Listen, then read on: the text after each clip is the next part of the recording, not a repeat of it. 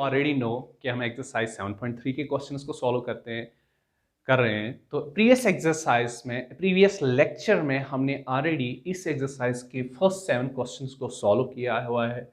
अब इस लेक्चर में हम क्वेश्चन नंबर 8 से आगे के क्वेश्चन को सॉल्व करेंगे।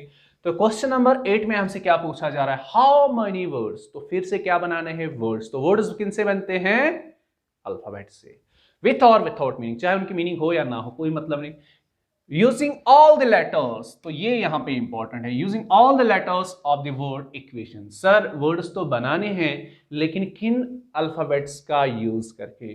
तो इक्वेशन वर्ड में जो अल्फाबेट्स है उन्हीं अल्फाबेट्स का हमें यूज करना है और इनसे हमें बनाने हैं words using each letter exactly once, that means without repetition. इसका मतलब हो using each letter exactly once without repetition, that is एक वर्ड में आप एक लेटर को एक ही बार यूज कर सकते हो।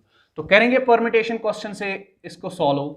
तो पहले हम देखेंगे कि हमें गिवन कितने अल्फाबेट्स है, तो किन अल्फाबेट्स का यूज करना है। तो इक्वेशन वर्ड में 1 2 3 4 5 6 7 8, कोई दो अल्फाबेट्स एक जैसे तो मत है, नहीं, सब के सब डिफरेंट है। गिवन एन, एन से मतलब number of distinct objects, N है हमारे पास 8, दैट्स हमारे पास 8 अल्फाबेट्स है। लेकिन कितने अल्फाबेट्स का यूज करना है, कितने लेटर का वर्ड बनाना है, इसने बोला है using all the letters, that means जितने हैं सबको चुनना है, that's and R is again here 8। जितने अल्फाबेट्स गिवन है उतने को चुनना है। तो क्या बात है, बहुत आंसर है। तो हम लिखेंगे therefore total number of words by, therefore total number of such words, ऐसे total number of such words हम लोग लिखेंगे, ऐसे कितने वर्ड्स बनाए जा सकते हैं। इसको मैं it is same as permutation. Permutation means ordered selection, select ही करना है क्या, किनको, 8 में से 8 को, is same as permutation of 8 objects taken 8 at a time और taken all at a time. तो एक जैसी बात, of permutation of 8 objects taken all at a time. And ये जो भाषा हमने लिखी ना यहाँ पे, इसी को हम शॉर्ट फॉर्म में, नोटेशन फॉर्म में ऐसे लिखते हैं, दैट इज हमारे 8 ऑब्जेक्ट्स गिवन थे, 8 लेटर्स, इनमें से हमें पी से मतलब सिलेक्शन, परमिटेशन से मतलब सिलेक्शन, कितनों को सिलेक्ट करना था, 8 को, 8p8। And you know npn without repetition case में किसके इक्वल होता है, n फैक्टोरियल। तो 8p8 होगा 8 फैक्टोरियल, 8 फैक्टोरियल को एक्सपेंड करेंगे, that's 8 times 7 times 6 times 5 4 times 3 times 2 times 1। जब हम 8 फैक्टोरियल को एक्सपेंड करेंगे तो ये आपका बनेगा आंसर 40,320। तो इक्वेशन वर्ड के अल्फाबेट्स का यूज करके हम कितने 8 लेटर वर्ड्स विथ और विथआउट मीनिंग के, विथआउट रिपीटिशन के केस में बना सकते हैं, दैट्स 40,320। ये हुआ आपके क्वेश्चन नंबर 8 का सोल्यूशन। है क्वेश्चन नंबर 9 को सॉल्व। क्वेश्चन नंबर 9 में हमसे क्या पूछा जा रहा है, आप कितने वर्ड्स बना सकते हो। वर्ड्स बनाने के लिए हमें अल्फाबेट्स की जरूरत पड़ेगी। तो किन अल्फाबेट्स का यूज करना है, वर्ड मंडे के अल्फाबेट्स का यूज करना है। मंडे वर्ड में कितने अल्फाबेट्स है, टोटल 6। तो 6 अल्फाबेट्स को आपको यूज करना है। तो यहां सोल्यूशन में मैं लिखूंगा given n is equal to 6। n से मतलब कितने अल्फाबेट्स गिवन है, तो कितने हैं, 6। Okay, without repetition, again that's repetition यहां पे भी अलाउड नहीं है। अब इस क्वेश्चन के 3 पार्ट्स है, दैट्स आपको अलग अलग 3 क्वेश्चन पूछे जा रहे हैं। पहले क्वेश्चन में क्या पूछा जा रहा है, 4 letters are used at a time. तो आप फर्स्ट पार्ट का सोल्यूशन करेंगे।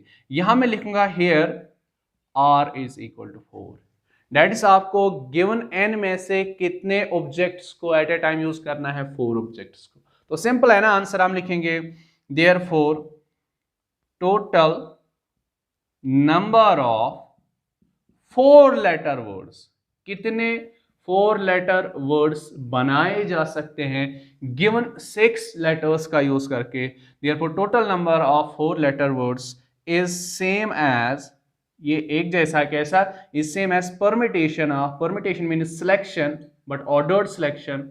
परमिटेशन किन को चुनना है, 6 में 6 को, लेकिन 6 में से कितनों को चुनना है, permutation of 6 objects 6 objects taken, how many at a time? Taken 4 at a time, taken 4 at a time। And इसी को हम शॉर्ट नोटेशन में कैसे लिखते हैं, डेट इज का मतलब हुआ 6p4। याद है ना NPR विथआउट रिपीटेशन केस में तो किसके इक्वल होता है? n factorial. इनकी जगह यहाँ पे आया है 6 फैक्टोरियल। अपॉन में क्या लिखना होता है? 6 - 4 का होल फैक्टोरियल, 6 - 4 का होल फैक्टोरियल। तो नीचे बनेगा आपका 6 - 4 दैट्स 2 फैक्टोरियल, ऊपर है 6 फैक्टोरियल। 6 फैक्टोरियल को ही एक्सपेंड करेंगे बिकॉज ये बड़ा है 2 फैक्टोरियल से, तो 6 को मल्टीप्लाई करेंगे, 1 से कम, फिर 5 को, 1 से कम, फिर 4 को, 1 से कम, फिर 3 को 1 से कम, डेट्स 2। लेकिन नीचे है ना 2 फैक्टोरियल, तो यहाँ पे हम स्टॉप करेंगे, ये इससे कैंसिल आउट होगा। 6 × 5 आपका बनेगा 30, 4 × 3 आपका बनेगा 12। जब आप इसको सिंपलीफाई करोगे तो ये आएगा आपका 360। तो कितने 4 लेटर्स के वर्ड्स आप बना सकते हो मंडे वर्ड के अल्फाबेट्स का यूज करके? 360। आए ना बात है? ये हुआ इस क्वेश्चन नंबर 9 के फर्स्ट पार्ट का सॉल्यूशन का ही सेकंड पार्ट। तो सेकंड पार्ट में हमसे क्या पूछा जा रहा है? All letters are used at a time, that is जितने आपके पास अवेलेबल लेटर्स है उन सब लेटर्स को एक बार में यूज करना है। तो हमारे पास N6 है, तो चुनना भी कितनों को है, सिलेक्ट कितनों को करना है? 6 को। तो मैं यहां लिखूंगा सेकंड पार्ट के लिए, यहां सेकंड पार्ट के लिए R = 6। तो 6 में से 6 को चुनना हो तो कितने तरीकों से आप ये काम कर सकते हो? तो लिखेंगे therefore total number of words, total number of words, लेकिन आपके पास कितने अल्फाबेट्स है? 6 में से कितने अल्फाबेट्स को चुनना है? 6 को। Therefore total number of words taken all at a time, taken all at a time, that is जितने हैं सबको चुनना है, सबको लेना है एक बार में। इसको मैं लिखूंगा it is same as permutation, और you can say arrangement is same as permutation of 6 objects taken at a time, 6 objects, permutation of 6 objects taken all at a time, taken all at a time। इसको हम ऐसे लिखते हैं इस भाषा में, जो इतना लंबा चौड़ा लिखा तो छोटी भाषा में हम इसको से लिख दें। 6 ऑब्जेक्ट्स में से हमें 6 को चुनना है। जब विथआउट रिपीटेशन हो तो हमारा NPN किसके इक्वल होता है? अभी हमने क्वेश्चन में यूज किया NPN होता है हमारा n फैक्टोरियल के इक्वल विथआउट रिपीटेशन के केस में। तो 6p6 आपका बनेगा 6 फैक्टोरियल, और 6 फैक्टोरियल को जब आप एक्सपेंड करोगे 6 times, 5 times, 4 times, 3 times, 2 times 1, तो ये आपका आएगा 30 टाइम्स 4 12 टाइम्स 24। तो ये आपका बनेगा 3 12 3 6 720। तो जब आपको गिवन 6 ऑब्जेक्ट्स हो, 6 में से 6 को चुनना हो, कितने तरीकों से आप ये काम कर सकते हो? 720 वे से। ये हुआ सेकेंड पार्ट का सॉल्यूशन। क्वेश्चन नंबर 9 का ही कौन सा part? Third part and last part. Last part में क्या है? All letters are used. Okay, जितने लेटर्स आपको अवेलेबल है, कितने हैं? 6, सबको यूज करना है। 6 में से 6 को चुनना है। ओके, लेकिन आगे बट के बाद क्या लिखा है? First letter is a vowel. आपको 6 लेटर्स में से 6 को चुनना है, लेकिन इसने और एक एक्स्ट्रा कंडीशन यहां पे लगा दी कि फर्स्ट जो लेटर है, दैट्स जो आपका वर्ड स्टार्ट होगा, वो किससे स्टार्ट होना चाहिए? वो वोवेल अल्फाबेट से स्टार्ट होना चाहिए।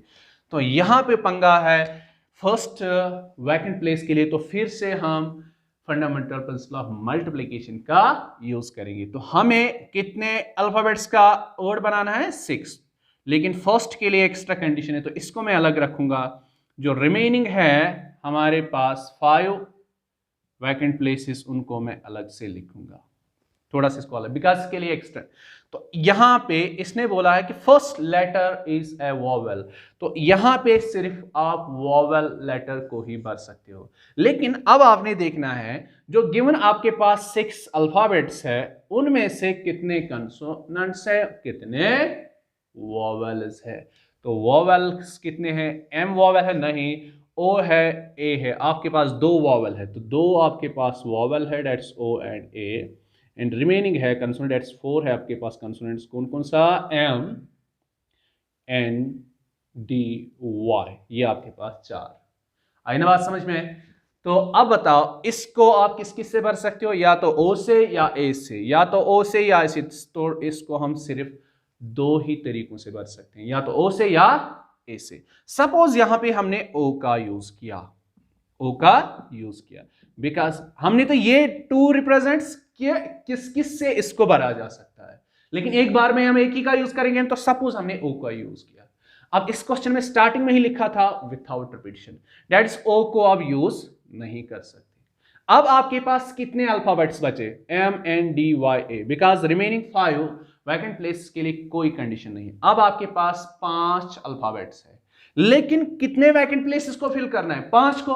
तो 5 में से 5 को चुनना है, तो रिमेनिंग 5 वैकेंट प्लेस को कितने तरीकों से भरा जा सकता है, 5 में से 5 को चुनना है, दैट्स 5 आई ना बात समझ। तो अब इसी चीज को आप थोड़ा लिखते हैं, तो हम लिखेंगे since first place can be filled in how many ways, in 2 ways. सिर्फ फर्स्ट प्लेस को सिर्फ 2 ही तरीकों से भरा जा सकता है, दैट्स किस किस से, या तो ओ से या ए से। एंड रिमेनिंग से मतलब जितने बाकी वैकेंट प्लेसेस बच रहे हैं, कितने, 5 remaining vacant places can be field. यहां से मैं कंटिन्यू करता हूं इस चीज को, remaining vacant places can be filled in how many ways, in 5 alphabet से हमारे पास। अब 5 वैकेंट प्लेस को भी फिल करना है, that is 5 ways, that is which means permutation of 5 objects taken 5 at a time. लेकिन हमें ये सारा काम करना है ना, 6 लेटर का वर्ड बनाना है।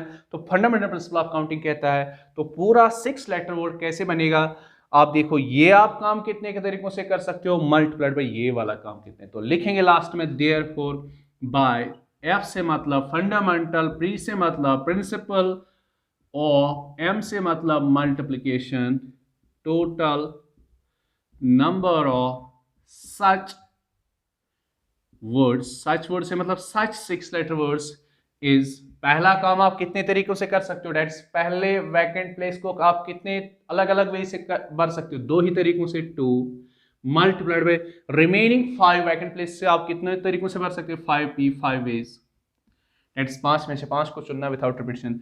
2 तो 2 हुआ आपका, 5p 5 आपने अभी हमने किया, np n without repetition case में किसके इक्वल होता है, n फैक्टोरियल, तो ये बनेगा 5 फैक्टोरियल।